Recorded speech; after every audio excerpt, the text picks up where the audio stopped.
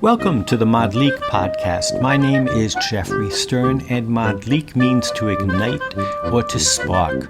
Today, as always, we'll try to lend a little light onto a Jewish text or a tradition. This past week in Israel was a tragic week. There was forest fires throughout the country, the sources of which are still being determined.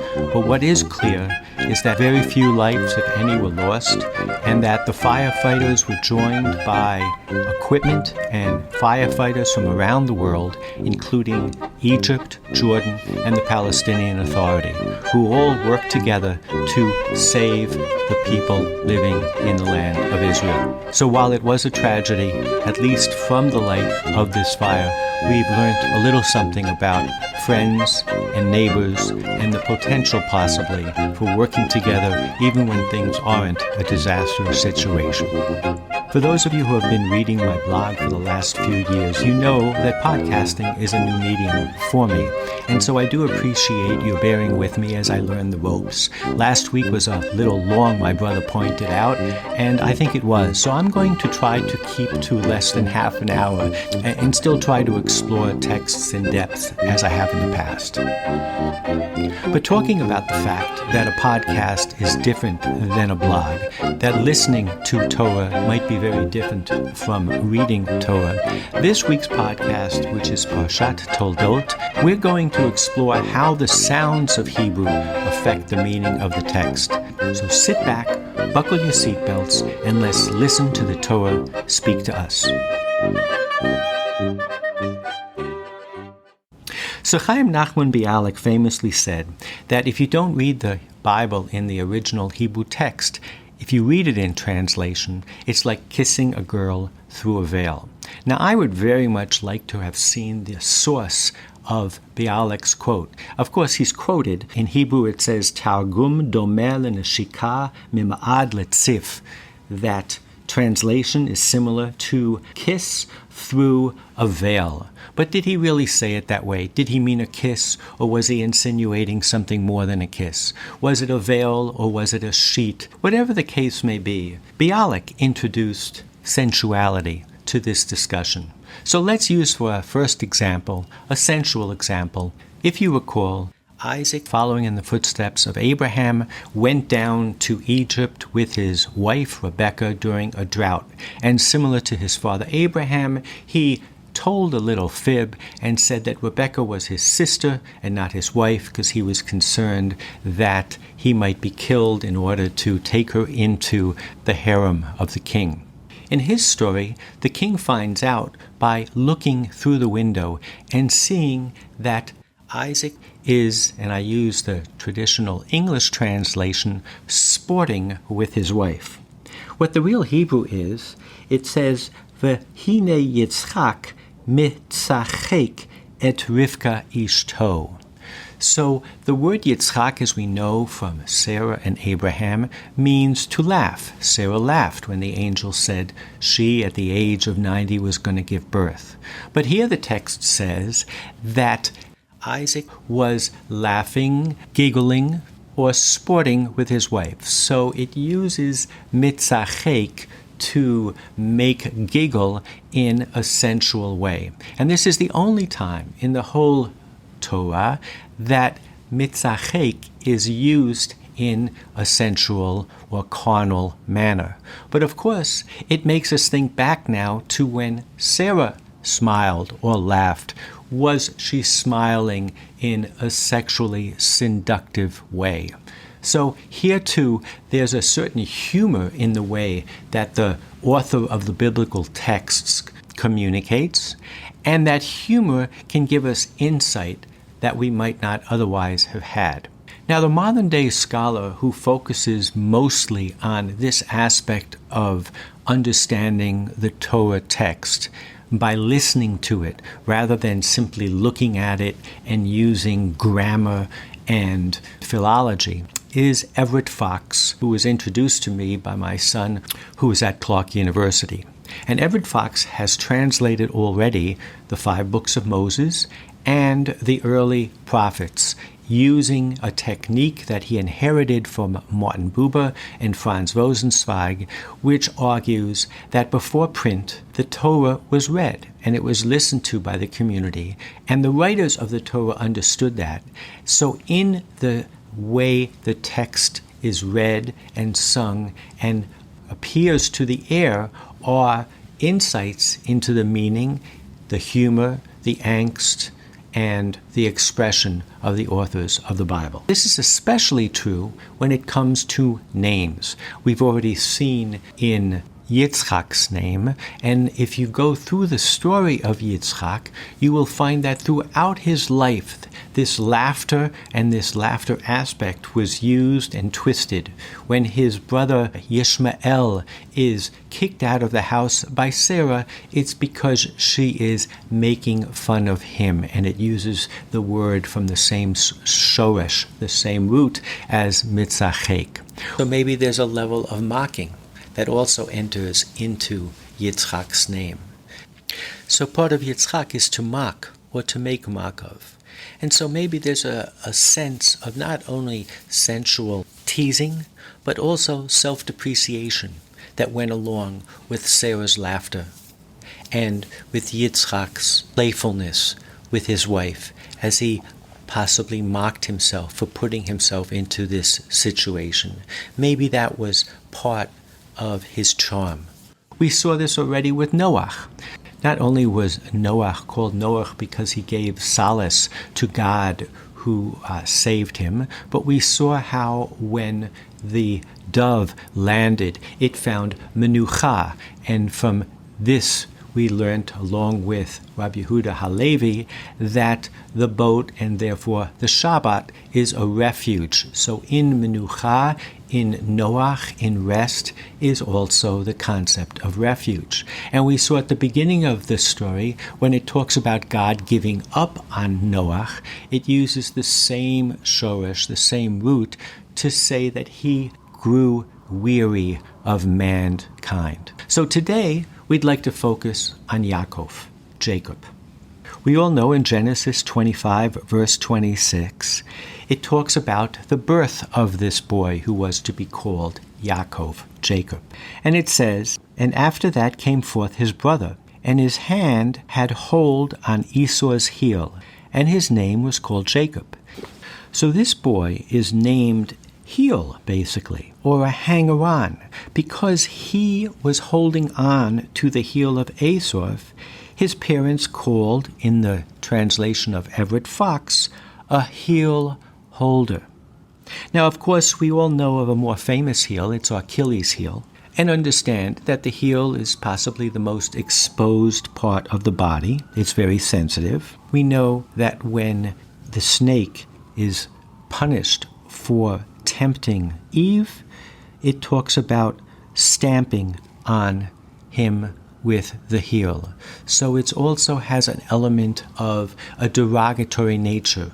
It's almost as though today when you see in the Islamic world and someone speaks and you want to put scorn on him or her, you take off your shoe and you throw it. It's connected to the foot goes onto the ground, and the heel is the nethermost part of the foot. Now, if Yaakov is to make something of himself, the fact that he comes from such a lowly origin could be in his favor.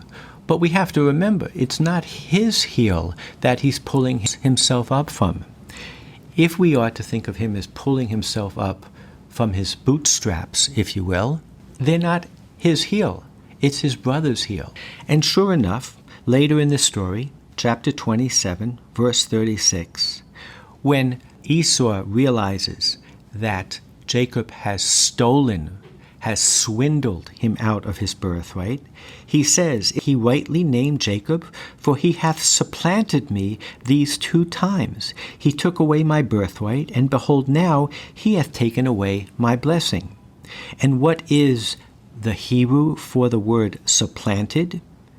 Vayomer hachi kara shmo Yaakov, veyakiveni ze pa'amayim. It uses the same word of Yaakov to mean swindled, to mean replaced, to mean pushed aside, given the heel. Fox translates it here as a heel sneak, but the idea is it's used to trip someone up, to supplant them, to circumvent them, to defraud them. If you go to Jeremiah chapter 9, verse 3, actually Jeremiah uses the wordplay on Yaakov as a way to describe how one neighbor screws out another neighbor. Take ye heed every one of his neighbor, and trust ye not in any brother, for every brother acted subtly, and every neighbor goeth about with slander. Ki kol ach akov Yaakov. Akov Yaakov means to act subtly, to swindle, to screw. What kind of parents or what kind of author would write parents, would create parents who named their son such a heel? It's obvious that Jacob's name is in need of, and in fact portends, a name change. There's nothing flattering that one can say about Yaakov's name. His name can only portend a change from a swindler, a scrapper, a conniver, someone who by choice or circumstance is forced to steal his blessing, eke out a living and a life. Yaakov is the outsider, the ghetto Jew, but his name portends another name, where he crosses the river into his homeland and can stand on his own feet and pull himself up from his own bootstraps, attached to his own heel. This is what hopefully lies ahead for him in his future name, and this is what presumably is up for grabs in the blessing that he steals. So far in the text, you really don't have to listen to the Hebrew words of the text. You can look the words up in a dictionary or biblical lexicon. We understand heel, Yaakov. We understand how the author is playing with the word heel. But then it comes to the patrimony and blessing that Jacob coveted. And here you have to listen. Genesis 26, verses 3 through 5. Sojourn in this land, and I will be with thee, and will bless thee. For unto thee and unto thy seed I will give all these lands, and I will establish the oath which I swore unto Abraham thy father. And I will multiply thy seed as the stars of heaven, and I will give unto thy seed all these lands. And by thy seed shall all the nations of the earth bless themselves. Because that Abraham hearkened to my voice, and kept my charge, my commandments, my statutes, and my laws. Now that last verse that I said, because that Abraham hearkened, the word that the Hebrew uses is akev, asher shama Avraham b'koli. Akev normally means simply because, but in this rare sense, it means something that is a consequence, a gain, a reward, an end. That which results from a long, tedious, painful, tortuous, and circuitous journey. A pilgrimage full of blisters. Esau might have been like Achilles, the golden boy and favorite son, and Yaakov the parasite. But Yaakov struggled with what little he had. Esau may have been well-heeled, but Yaakov had the fortitude and faith in a God of history to grab steadfastly for a better future. He deserved the blessing.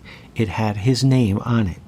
Listening to the lyricism of the words in the original Hebrew and opening our ears to the playful and suggestive way the writer weaves one word, akev, into the narrative, we can do what Fox suggests we do, move explanation and commentary from the footnotes back to the body of the text. This akev, I am suggesting, that introduces the ultimate rationale for him getting the blessing of Abraham, harkens back to what little he had to start with, from where he came from how low he came, and how he had to struggle and fight and joust and meander his way to the top. Akev, asher shama Avraham b'koli. Because you have struggled so hard and gone on the journey, you are able to get the blessing that was given to the Abraham who listened to my voice and embarked on his journey. And so just listening to the words itself answers helps answer, or maybe just points us in the direction of answering the most primal question that lies at the bottom of this birthright. How did he steal it?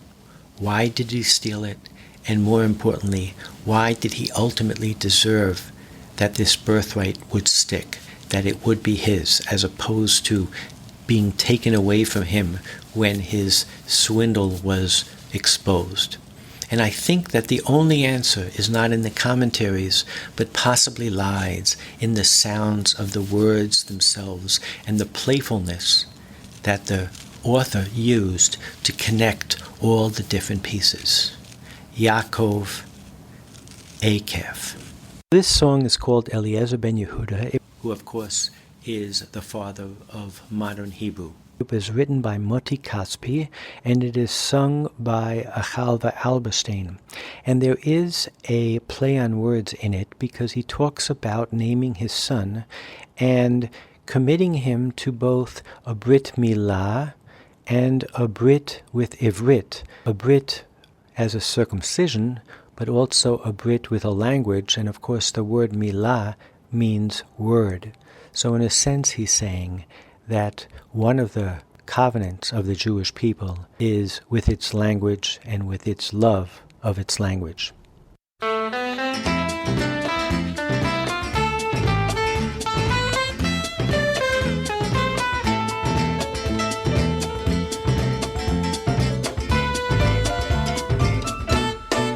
כמו הנביאים הקנאים לשם הוא קינא לפועל ולתואר ולשם ובחצות העששית בחלונו היה רושם במילונות תילי תילים מילים יפות מילים אפות מתגלגלות מן הלשון אליעזר מתי תשכב לישון הן קומתך כמעט 2000 שחר והעברית אשר חיכתה 2000 היא תמתין לך עד בוא השחר אליעזר בן יהודה יהודי מבדח מילים מילים מילים מילים הוא בדה ממוחו הקודח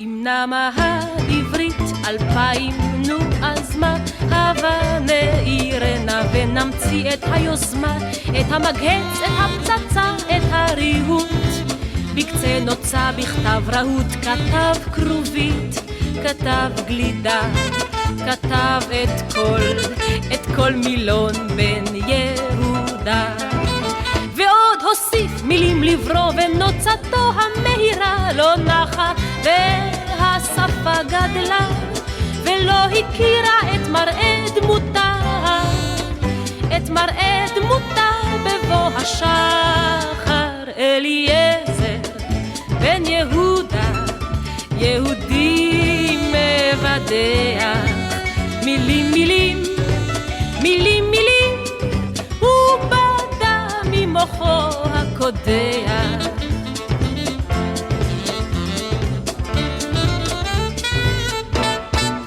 ובן נולד לו וחזות האיש אמר זה הבכור אקרא לו בן יהודה איתמר שמינקות ועד כמילה מיום בואו בברית מילה ועד מותו כרותה לו ברית עם העברית ומלחמה לא את הלעז להחריץ איתמר אכן היה לגבר קומת תמר בפי צורה בסבר והלשון בפיו הייתה שפת עבר איתמר בן אבי שאביו היה נביא גבר כלבבי אליעזר בן יהודה יהודי מבדח